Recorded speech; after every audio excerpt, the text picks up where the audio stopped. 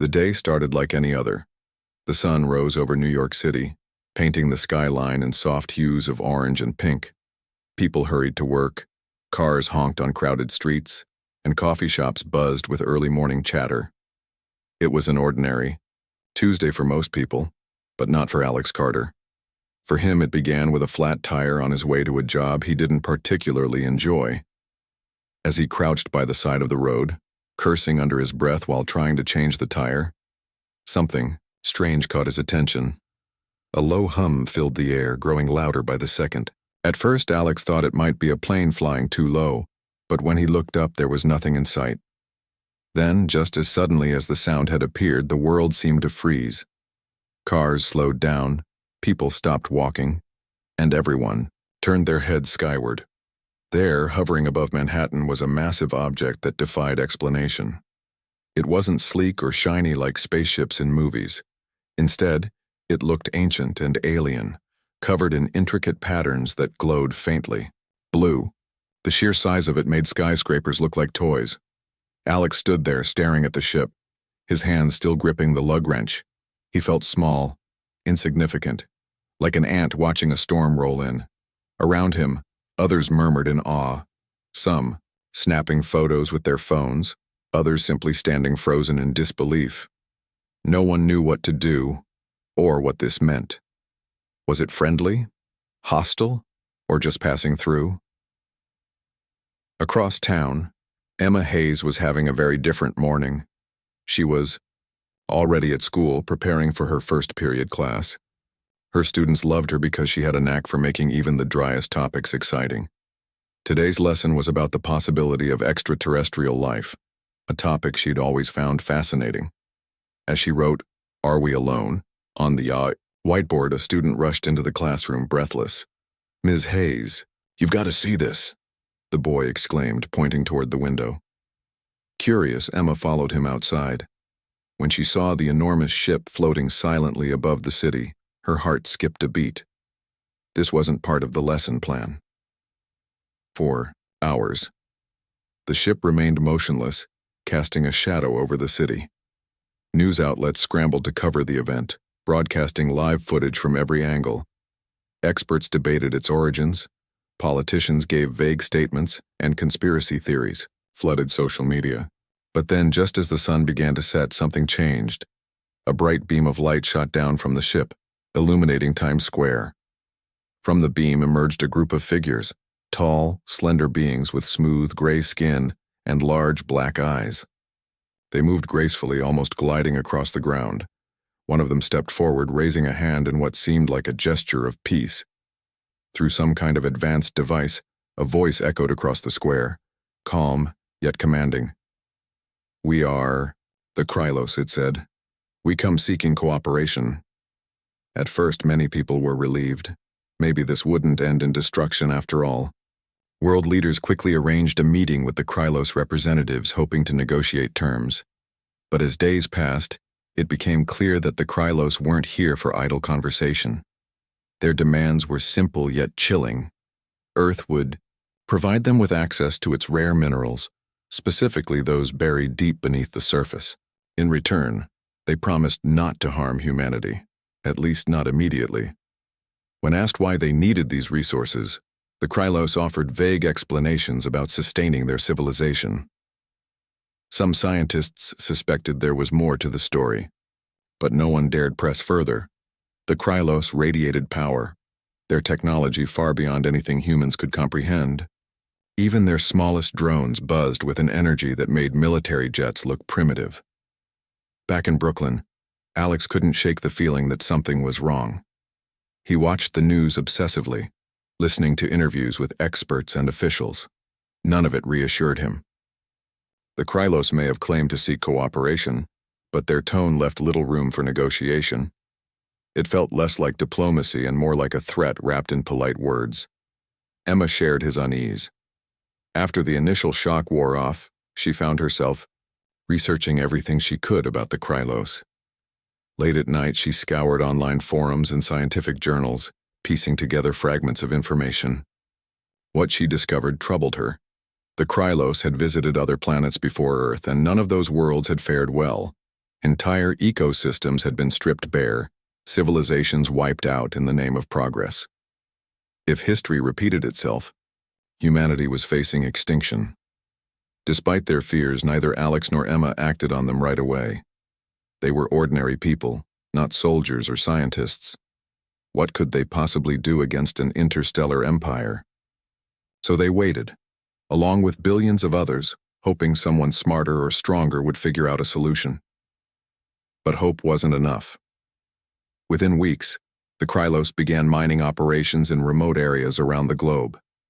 Massive machines descended from their ships, tearing apart mountains and forests.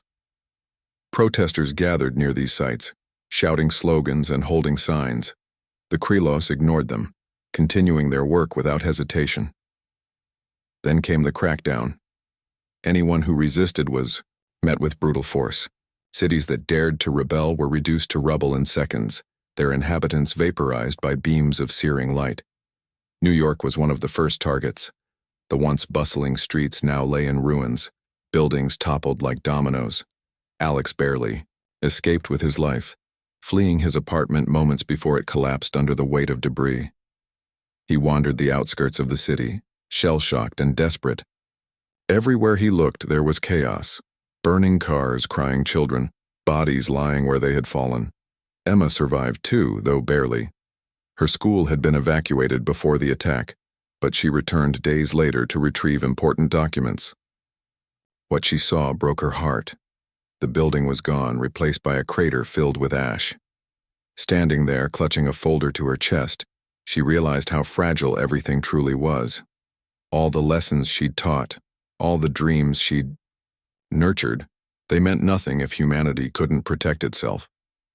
It was during this time of despair that Alex and Emma crossed paths. Both had sought refuge in the same abandoned warehouse on the edge of Queens. Neither spoke at first, each lost in their own thoughts. Finally, Alex broke the silence. "You okay?" he asked, his voice rough from lack of use.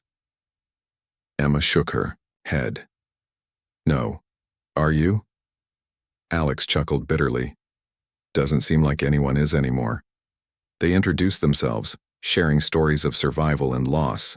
Despite their differences, he was practical, she was idealistic. They bonded over a shared determination to fight back. Neither knew how, but both agreed that surrender wasn't an option. Not while there was still breath in their lungs, and they talked. A broadcast interrupted the static on an old radio nearby. It was a message from a resistance group calling themselves the Free Earth Alliance. Led by a former soldier named Jake Monroe, they were organizing efforts to strike back against the Krylos. The message ended with coordinates for a secret meeting. Without hesitation, Alex and Emma decided to join. They packed what little supplies they had and set off into the unknown, driven by a mix of fear and hope. Little did they know, this decision would change their lives, and perhaps the fate of humanity forever. The journey to the resistance meeting point was anything but easy. Alex and Emma traveled on foot, sticking to back roads and abandoned alleys to avoid detection. The world around them felt like a ghost town, empty and haunting. Buildings were crumbling, their windows shattered, and the air carried the faint smell of smoke from fires that had long burned out. Every step they took reminded them of how much had been lost. They stopped briefly in what used to be a small grocery store to scavenge for food. Most of the shelves were picked clean, but they managed to find a few cans of beans and some bottled water. As they sat on the floor eating cold beans with their fingers, Emma broke the silence. "Do you think this is worth it?" she asked quietly, staring at the can in her hands. Alex hesitated before answering. "I don't know," he admitted, "but sitting around doing nothing isn't going to help anyone. If there's even a chance we can fight back, I have to try." Emma nodded slowly. She didn't say anything else, but Alex could tell she was thinking about the same thing he was, how slim their chances really were. Still, neither of them suggested turning back. They packed up their meager supplies and continued walking, following the map Emma had sketched based on the coordinates from the radio broadcast. By the time they reached the meeting point, night had fallen. It was an old warehouse tucked deep in the woods, its walls covered in ivy and rust. At first glance it looked abandoned, but as they approached they noticed guards stationed outside. One of them stepped forward, his face partially hidden by a hood. "Who sent you?" he asked gruffly, his hand resting on the hilt of a knife strapped to his belt. "The Free Earth Alliance," Alex replied, trying to sound confident despite the knot in his stomach. "We heard your message." The guard studied them for a moment before nodding and letting them pass. Inside, the warehouse was alive with activity. Dozens of people moved about, some organizing weapons, others repairing equipment or preparing meals over makeshift stoves. In the center of it all stood Jake Monroe, the man whose voice they'd heard on the radio.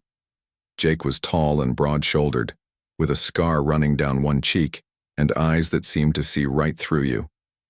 He wasn't wearing any kind of uniform, just a leather jacket and jeans, but there was no mistaking his authority. When he saw Alex and Emma, he walked over, extending a hand. "You must be new here," he said, his tone friendly but firm. "Yes," Emma replied, shaking his hand. We want to help." Jake nodded approvingly. "Good. We need all the help we can get." He led them to a corner of the warehouse where a group of people was gathered around a table covered in maps and blueprints. "This is our planning area," he explained. "Right now we're focusing on hitting Krylos supply depots. They've set up mining operations across the globe, and if we can disrupt their supply lines, maybe we can slow them down." Alex listened intently, his mind racing with questions. How do we even stand a chance against them? Their technology is way beyond ours. "That's true," Jake admitted. "But we've got something they don't: desperation. And we've already started figuring out ways to use their own tech against them." He pointed to a pile of strange-looking devices stacked nearby. "Those are parts salvaged from downed drones. Our engineers are working on reverse engineering them." Emma's eyes lit up at the mention of engineering. "I'm a science teacher," she said eagerly. "If you need help understanding how those things work, I'd be happy to assist." Jake smiled, clearly impressed. "We could definitely use someone like you. Things are pretty chaotic here, but every bit helps." Over the next few days, Alex and Emma settled into life with the Resistance. Alex joined the combat training sessions, learning how to handle weapons and strategize attacks. Though he'd never imagined himself as a fighter, he threw himself into the work, determined to contribute however he could. Emma, meanwhile, spent most of her time with Dr. Laura Bennett, the group's lead scientist. Together, they pored over the alien tech, trying to unlock its secrets. It wasn't glamorous work. The warehouse was cold and drafty, and everyone was exhausted from lack of sleep and proper nutrition. But there was a sense of purpose that kept them going. For the first time since the Krylos arrived, Alex and Emma felt like they were actually doing something to make a difference. One evening, as they sat together sharing a meal of canned soup, Jake called everyone to gather for an announcement. "We've identified a target," he said, holding up a map marked with a red circle. "A Krylos supply depot located just outside the city. They're using it to store minerals mined from nearby areas. If we can hit it hard enough, we might cripple their operations in this region." Murmurs of excitement rippled through the crowd, but Alex felt a pang of doubt. "What makes this different from the last attack?" he asked. "Last time we barely scratched them. This time we've got a plan," Jake replied confidently. "And thanks to Dr. Bennett and her team, we've modified some of the alien weapons we recovered. They won't see us coming." The operation was scheduled for the following night. As preparations began, Alex and Emma found themselves working closely together. While Alex helped assemble explosives, Emma tested the modified weapons, making sure they functioned properly. Despite the tension hanging over them, they couldn't help but laugh occasionally, finding moments of levity amidst the chaos. Finally, the night of the mission arrived. The team gathered outside the warehouse, dressed in dark clothing and armed, with whatever weapons they had managed to piece together. Jake gave a quick briefing before leading them toward the depot. "Stay sharp," he warned. "And remember, stick to the plan." The journey to the depot was nerve-wracking. Every sound made Alex jump, convinced they'd been discovered. But when they finally reached their destination, everything seemed eerily quiet. The depot was surrounded by a high fence, topped with electrified wires, and several Krylos drones patrolled the perimeter. Using tools provided by the engineers, the team disabled the fence and slipped inside undetected. They split into smaller groups, each tasked with planting explosives at key points. Alex and Emma stayed together, moving cautiously through the shadows. As they worked, Emma whispered, "Do you think this will actually work?" "It has to," Alex replied, though he wasn't entirely convinced himself. Just as they finished setting their charges, alarms blared throughout the compound. Red lights flashed, and Krylos soldiers descended from the sky, their weapons glowing ominously. Chaos erupted as the resistance fighters scrambled to complete their mission while fending off attackers. Alex and Emma ran toward the rendezvous point, dodging blasts of energy that tore chunks out of the ground behind them. Suddenly, Emma tripped, falling to her knees. Without hesitation, Alex grabbed her arm and pulled her to her feet. "Keep moving," he shouted. When they finally reached the others, Jake was waiting, his face grim. "We've done all we can," he said. "Time to blow this place." With a final push of a button, the explosives detonated, sending shockwaves through the depot. Flames engulfed the facility, and the Krylos forces retreated, their ships disappearing into the sky. The resistance cheered, but their victory was bittersweet. Many of their comrades hadn't made it back. As they limped away from the wreckage, Alex glanced at Emma. Her face was streaked with dirt and sweat, but her eyes shone with determination. "We did it," she said softly. "For now," Alex replied. "But this is just the beginning." The aftermath of the attack on the Krylos supply depot was both exhilarating and sobering. The resistance had dealt a significant blow to their enemy, but the cost had been high. Several members of the Free Earth Alliance hadn't returned, their fates unknown. Those who survived carried the weight of loss, their faces etched with exhaustion and grief. Still, there was a flicker of hope, a sense that humanity wasn't entirely powerless against the invaders. Back at the warehouse, the mood was tense but focused. Jake Monroe gathered everyone for a debriefing, his voice steady despite the fatigue in his eyes. "We hit them hard," he said, pacing in front of the group. "But they'll retaliate, and when they do, we need to be ready." Alex sat quietly, in the corner, replaying the mission in his mind. He couldn't shake the image of the flames consuming the depot or the sound of Krylos weapons firing overhead. He glanced at Emma, who was sitting nearby, her hands clasped tightly together. She looked deep in thought, her brow furrowed as if she were piecing something together. Later that night, Alex found Emma in the makeshift lab where Dr. Laura Bennett worked tirelessly alongside other scientists. The room was cluttered with alien tech, pieces of drones, shards of glowing crystals, and wires spilling out of dismantled devices. Emma was hunched over a table, examining one of the energy crystals recovered from the raid. "You should get some rest," Alex said gently, leaning against the doorway. Emma didn't look up. "I can't," she replied. "There's something about these crystals. They're not just power sources. They're central to everything the Krylos use. If we can figure out how to disrupt them." Her voice trailed off, but Alex understood what she meant. "You think we could disable their ships? Their weapons?" "Maybe," Emma admitted, "but it's not going to be easy. These things are incredibly stable. We'd need to find a way to destabilize them without blowing ourselves up in the process." Dr. Bennett walked over, holding a tablet filled with data. "She's right," she said. "These crystals are fascinating and dangerous. From what we've learned so far, they generate massive amounts of energy while remaining virtually indestructible.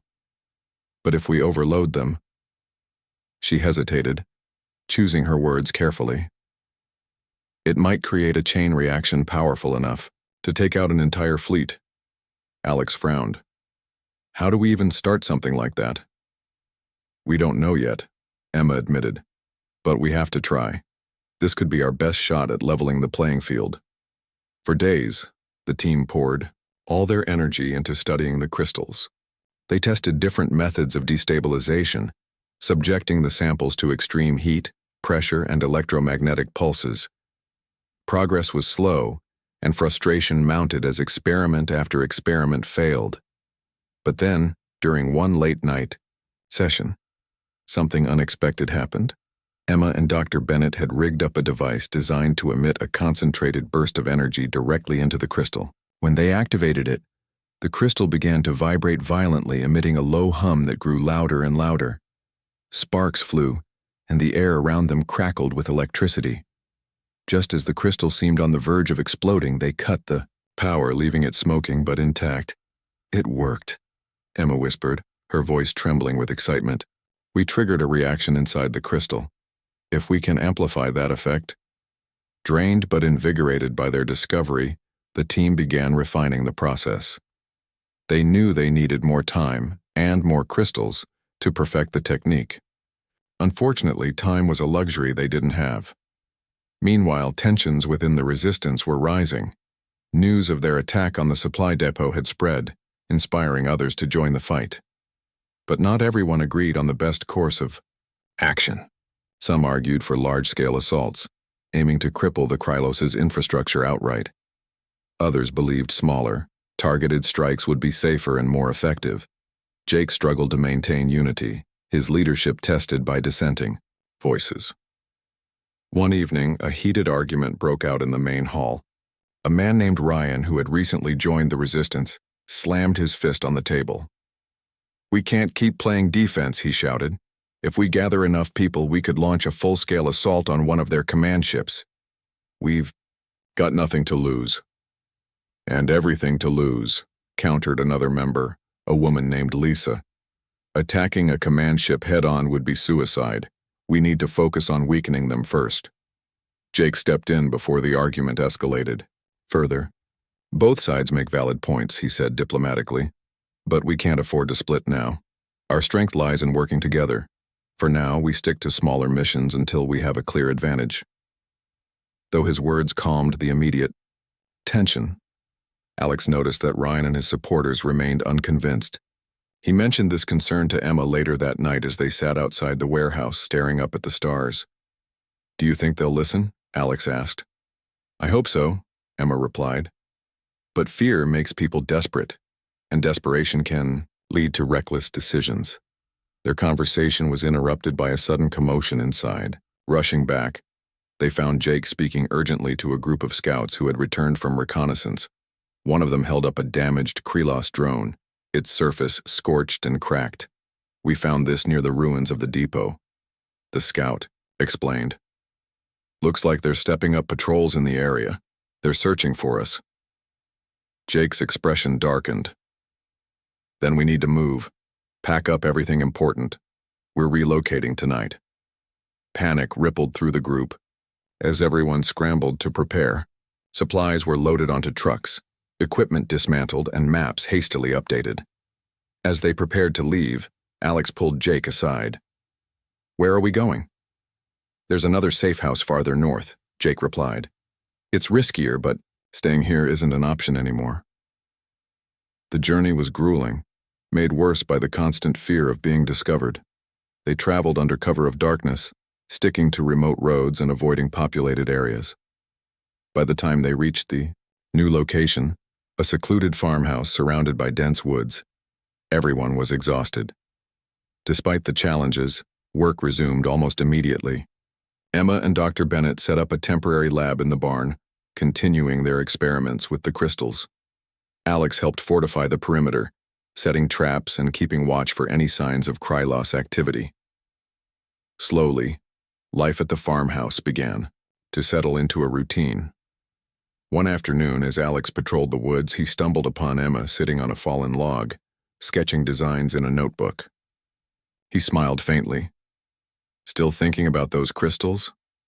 "Always," she replied, looking up at him. "Every day we wait, the Krylos grow stronger. We need to act soon."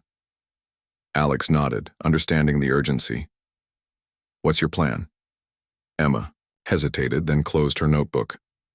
"We need to get closer to one of their command ships. That's where the largest concentration of crystals will be. If we can plant a destabilizer there..." It'll be dangerous, Alex said bluntly. Getting close to a command ship is practically impossible. I know, Emma admitted, but impossible doesn't mean it can't be done. As they talked, Alex realized something. Emma wasn't just driven by logic or science. Beneath her calm exterior burned a fierce determination, a refusal to give up no matter the odds. It reminded him of why he'd joined the resistance in the first place. That night, Alex and Emma presented their idea to Jake. At first, he dismissed it as too risky. But when Emma explained the potential impact, disabling an entire fleet, he reluctantly agreed to consider it. If we're going to pull this off, he said finally, we'll need a small team. Someone who knows how to handle themselves in tight situations. I'll go, Alex volunteered without hesitation. Emma raised her hand next. Me too. I'm the only one who understands how the destabilizer works. Jake studied them for a moment, then sighed. All right. But remember, you're not just risking your lives, you're risking the future of this planet. With the decision made, preparations began in earnest. The team worked around the clock to build a prototype destabilizer, testing it repeatedly to ensure it functioned properly. Supplies were gathered, plans drawn, and contingencies discussed. Every detail mattered. There would be no room for error. On the eve of their departure, Alex and Emma stood outside the farmhouse gazing at the horizon. The sky was painted in shades of orange and pink, a stark contrast to the chaos unfolding below. For a moment, they allowed themselves to imagine a world free of the Krylos, a world where humanity thrived once again. Are you scared? Alex asked softly. Terrified, Emma admitted. But also, hopeful. Alex nodded. Let's make sure it's worth it. The morning of the mission dawned cold and gray, the sky heavy with clouds that promised rain. Alex and Emma stood in the barn, double-checking their gear one last time. The destabilizer, a bulky device wrapped in wires and blinking lights, was carefully packed into a waterproof case.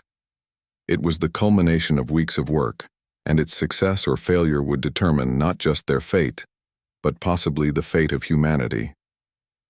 Jake approached them, his expression serious. You two know what's at stake, he said. If you're caught, there's no coming back. You'll have to rely on each other to get through this.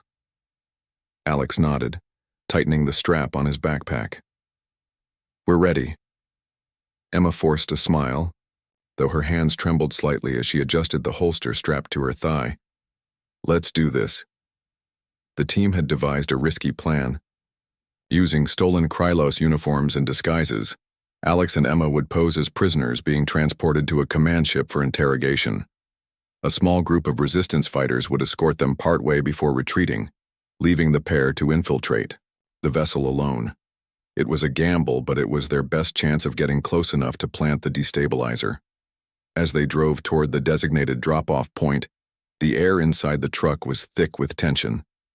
No one spoke. The hum of the engine and the occasional crackle of the radio were the only sounds. When they finally arrived, Jake gave them one final nod of encouragement. Good luck, he said simply. Then, without another word, he and the others disappeared into the trees. Alex and Emma climbed out of the truck, their hearts pounding.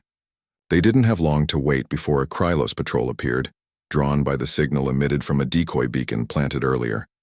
The aliens descended silently, their sleek ships casting shadows over the landscape. Alex clenched his fists, reminding himself to stay calm as the Krylos surrounded them. One of the soldiers stepped forward, examining their disguises with a cold, calculating gaze. After a moment, he gestured for them to board the transport ship. Alex and Emma exchanged a quick glance before complying, their movements deliberate and measured. As the ship lifted off, Emma whispered under her breath, "So far, so good."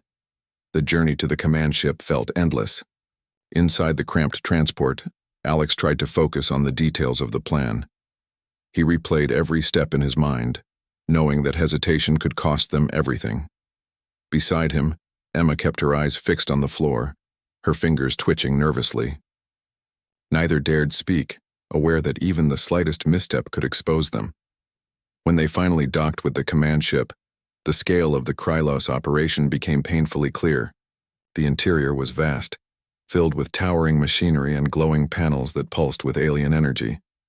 Krylos workers moved about methodically, their faces expressionless as they carried out their tasks.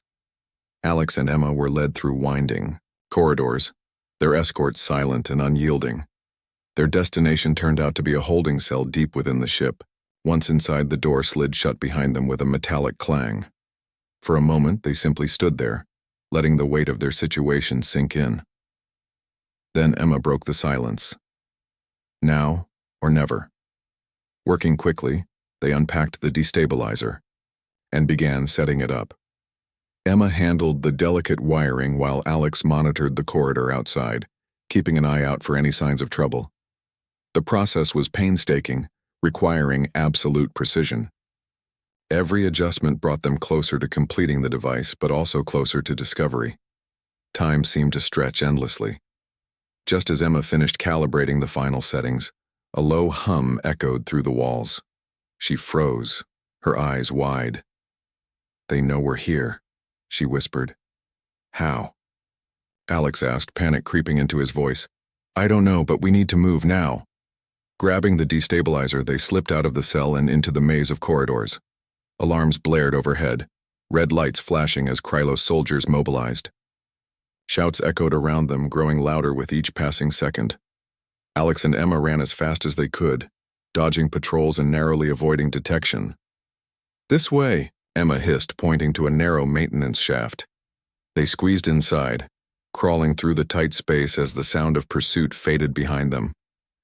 Emerging on the other side, they found themselves in a massive chamber dominated by rows of glowing energy crystals, the heart of the ship's power supply. "We've got to plant it here," Emma said, her voice urgent. "This is where it'll do the most damage." Alex nodded, helping her position the destabilizer near the largest cluster of crystals. As Emma activated the device, a faint whirring noise filled the air. "How much time do we have?" Alex asked. 5 minutes, Emma replied, already moving toward the exit. "Maybe less." They retraced their steps, weaving through the chaos erupting throughout the ship. Krylos soldiers rushed past them, too focused on containing the breach to notice 2 humans slipping through the confusion. But just as they reached the hangar bay, disaster struck. A squad of Krylos blocked their path, weapons raised. There was no way around them. Alex stepped forward, raising his hands in surrender. "It's over," he muttered to Emma. "We're done." But Emma shook her head fiercely. "Not yet." Reaching into her pocket, she pulled out a small explosive, Charge, one of the last remaining tools from their kit. "Cover me," she whispered. Before Alex could protest, she darted forward, throwing the charge at the nearest soldier. The explosion sent shards of metal flying, creating enough chaos for them to slip past. They sprinted toward the nearest escape pod, leaping inside just as the first tremors rippled through the ship. "Hold on," Alex shouted, slamming his hand down on the launch controls. The pod shot away from the command ship, jolting violently, as the destabilizer triggered a catastrophic chain reaction. Behind them, the ship erupted in a blinding flash of light, sending shockwaves rippling through space. For a moment, all was silent. Then, slowly, the reality of what they'd done began to sink in. Alex turned to Emma, his face pale but resolute. Did we win?" Emma stared out at the wreckage, her eyes glistening with tears. "I think we might have." The escape pod hurtled through space, its small engines struggling to keep it steady as the shockwaves from the exploding command ship rippled outward. Inside, Alex and Emma clung to their seats, the force of the blast shaking the tiny vessel, like a leaf in a storm. The view outside the window was both terrifying and awe-inspiring. A massive fireball consumed the Krylos command ship, its glowing fragments scattering across the void. Smaller ships nearby were caught in the chaos, spinning out of control or disintegrating entirely. As the initial shock subsided, Alex let out a shaky breath. "I can't believe that actually worked," he muttered, his voice barely audible. over the hum of the pod systems. Emma didn't respond immediately. Her eyes were fixed on the destruction unfolding before them, her face pale but resolute. Finally, she spoke, her tone soft but firm. "It's not over yet. We still have to get back to Earth, and even if we do, there's no telling how many more Krylos are out there." Alex nodded grimly. He knew she was right. While they had dealt a significant blow to the invaders, the Krylos weren't going to give up easily. This victory might slow them down, but it wouldn't stop them completely. Still, for the first time since the invasion began, he allowed himself a flicker of hope. They had proven that humanity could fight back and win. The escape pod's navigation system beeped softly, signaling that it was attempting to plot a course back to Earth. However, the screen displayed an ominous warning. Fuel levels were critically low. At best, they had enough to reach the planet's orbit, but landing safely would be another challenge entirely. "We're going to need help," Alex said, studying the readout. "If we don't make contact with someone soon, we're not going to survive re-entry." Emma leaned forward, her mind racing. "What about Jake? He must have been monitoring our progress. Maybe he can send a rescue team." "Assuming he knows where we are," Alex replied, "and assuming they can find us in time." Despite the uncertainty, Emma activated the pod's communication system, sending out a distress signal on all frequencies. It was a long shot. Earth's communications networks were in shambles, and most of humanity's satellites had been destroyed during the early days of the invasion, but they had no other choice. They sat in tense silence waiting for a response. Minutes passed, then hours. The pod drifted silently through space, the Earth growing larger in the distance. Its blue-green surface was marred by scars of war. Dark patches where cities had been reduced to rubble, streaks of smoke lingering in the atmosphere. Seeing their home planet from this distance filled Alex with a mix of pride and sorrow. Humanity had endured so much, yet it refused to give up. Finally, just as despair began to creep in, a crackling voice broke through the static. "This is Free Earth Alliance Command. Identify yourselves," Emma nearly shouted with relief. "This is Emma Hayes and Alex Carter. We're in an escape pod returning from a mission against the Krylos. Our fuel is almost gone. We need immediate assistance." There was a pause, followed by a familiar voice. "Alex? Emma? Is that really you?" It was Jake. "Yes, it's us," Alex replied, his voice cracking with emotion. "We took out one of their command ships, but we're running on fumes. Can you meet us?" Jake's tone shifted to one of urgency. "Hold tight. We're launching a recovery shuttle now. Just stay calm and conserve your oxygen." With renewed determination, Alex and Emma focused on keeping the pod stable as they awaited rescue. The wait felt endless, each second stretching into eternity. Outside, the stars twinkled coldly, indifferent to the drama unfolding below. Back on Earth, Jake and the Resistance scrambled to prepare the shuttle. News of the command ship's destruction had already spread, sparking a wave of cautious optimism among the survivors. For the first time in months, people dared to believe that the tide of the war might finally be turning. As the shuttle ascended into orbit, Jake stared out the window, his jaw clenched with tension.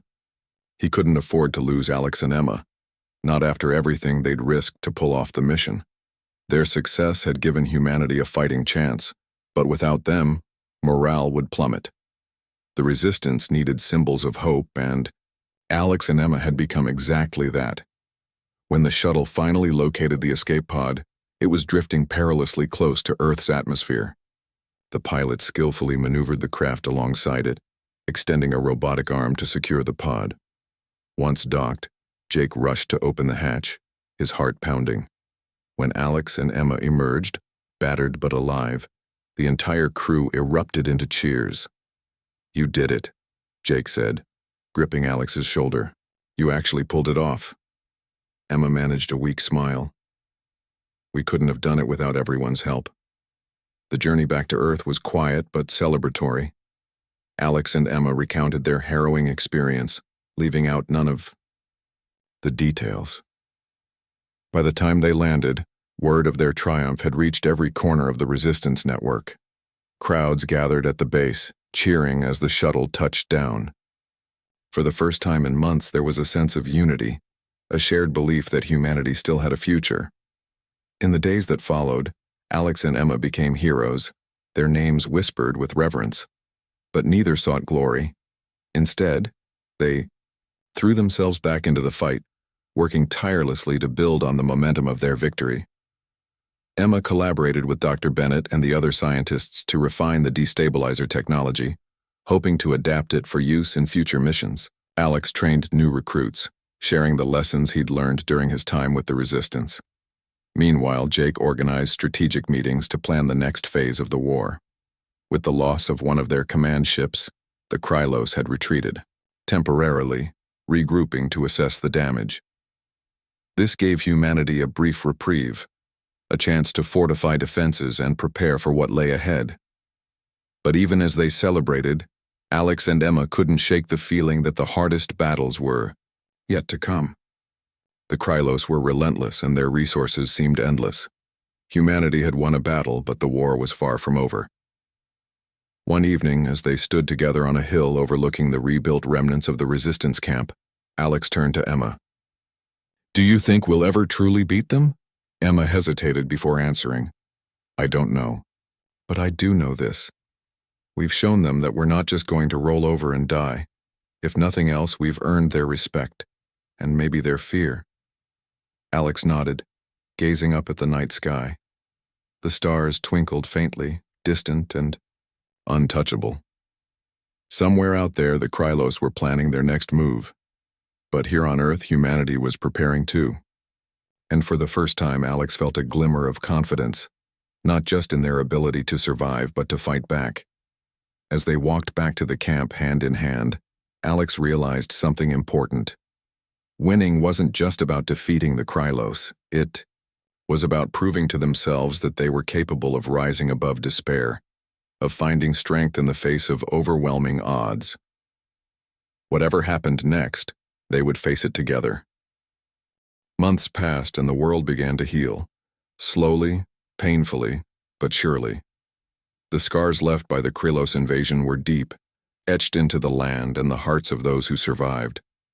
Cities that had been reduced to rubble were now being rebuilt, brick by people determined to reclaim their lives.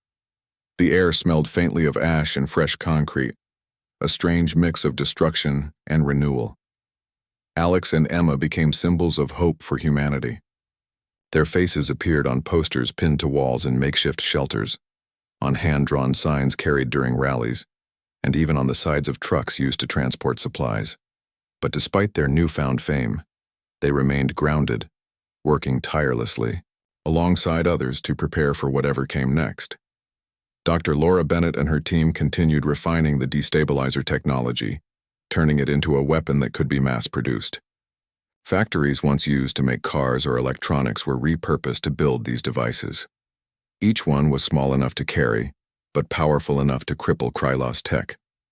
The Resistance distributed them to fighters across the globe, ensuring that every group had access to tools capable of fighting back. Jake Monroe, meanwhile, worked to unite fractured factions under a single banner, the Free Earth Alliance. It wasn't easy. Years of fear and loss had made people distrustful, hesitant to follow anyone. But Jake's leadership and the success of Alex and Emma's mission inspired many to set aside their differences. Slowly, a global network of resistance fighters emerged, coordinated through encrypted communications and shared goals. For Alex and Emma, life settled into a rhythm of planning, training, and waiting.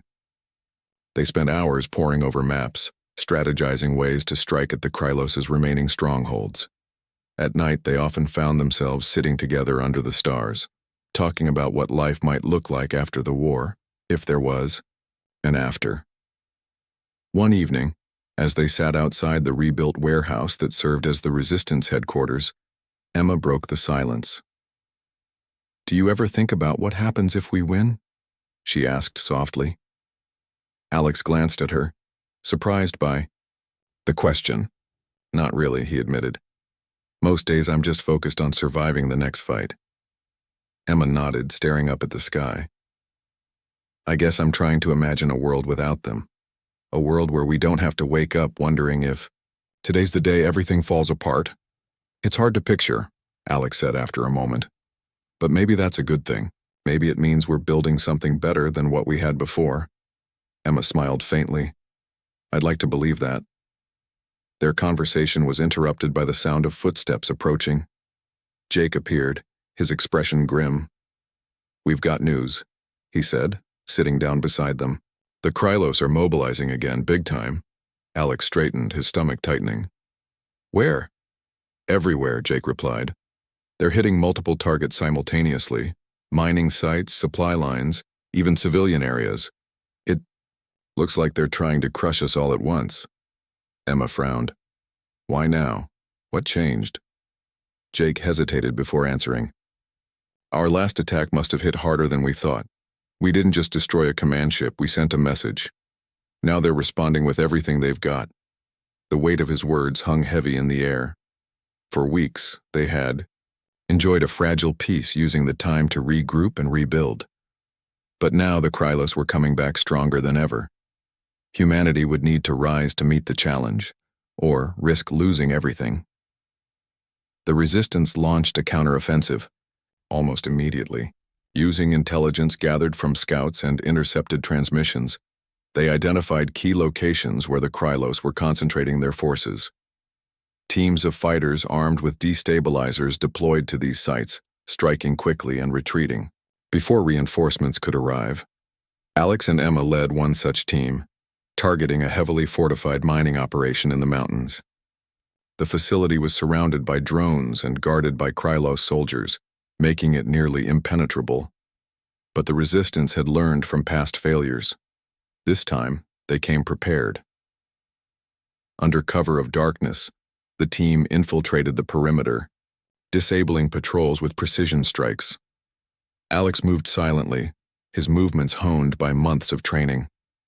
Beside him, Emma carried a destabilizer, her hands steady despite the adrenaline coursing through her veins. When they reached the heart of the facility, a cavern filled with glowing crystals, they planted the device and activated it. As the crystals began to destabilize, the ground shook violently. Alarms blared, and Krylos reinforcements poured into the area. The team fought their way out, narrowly escaping as the mine collapsed behind them. By the time they returned to base, news of similar victories was already spreading. Across the globe, Resistance fighters had struck decisive blows against the invaders, but the cost was high. Many teams didn't return, their members lost in battle. Among them was Jake Monroe, who sacrificed himself to protect a group of civilians caught in the crossfire. His death hit the Resistance hard, leaving a void that no one could fill. Yet his legacy lived on in the determination of those who remained. In the final days of the war, the tide began to turn decisively in humanity's favor. With each victory, the Krylos grew weaker, their resources dwindling and their morale shattered. Desperation drove them to reckless attacks, which only hastened their downfall. By the time the last major Krylos stronghold fell, the invaders were broken, their ships retreating into the depths of space. The celebrations that followed were bittersweet. People danced in the streets, tears streaming down their faces as they embraced loved ones they thought they'd never see again. But beneath the joy lay a profound sadness for all that had been lost. Entire families wiped out, cities erased, from existence dreams cut short. No amount of victory could bring back what was gone. Alex and Emma stood together in Times Square, watching as crowds cheered and fireworks lit up the sky. Around them, people chanted their names, hoisting them onto shoulders like heroes. But neither felt triumphant. Instead, they felt weary, exhausted by the weight of what they'd endured. We did it, Emma said quietly, her voice barely audible over the noise. We actually did it. Alex nodded, his gaze fixed on the horizon. Yeah, but at what cost? Emma didn't answer. She didn't need to. They both knew the price of survival was written in the scars of the world around them. In the months that followed, Earth began the long process of rebuilding. Governments reformed, communities came together, and efforts were made to ensure that humanity would never again be caught unprepared. Dr. Laura Bennett led a global initiative to study alien technology, hoping to turn it into tools for progress rather than destruction. Schools reopened, teaching children not just about science and history, but also about resilience and unity. Alex and Emma stayed involved, traveling to different parts of the world to share their story and inspire others. They visited memorials dedicated to those who had fallen, paying their respects and reminding everyone of the sacrifices that had been made. Though they never sought fame, they understood the importance of being symbols of hope. On quiet nights when the world felt peaceful, Alex and Emma would sit together, gazing up at the stars. They knew the universe held mysteries far beyond anything they could comprehend, and dangers too. But they also knew that humanity had proven itself capable of greatness, of standing up to even the most daunting adversaries. As Alex took Emma's hand in his, he felt a sense of calm wash over him.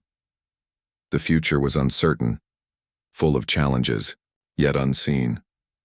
But for the first time in a long time, he believed in the possibility of a better tomorrow, not because it was guaranteed, but because they had fought for it. And that, he realized, was enough.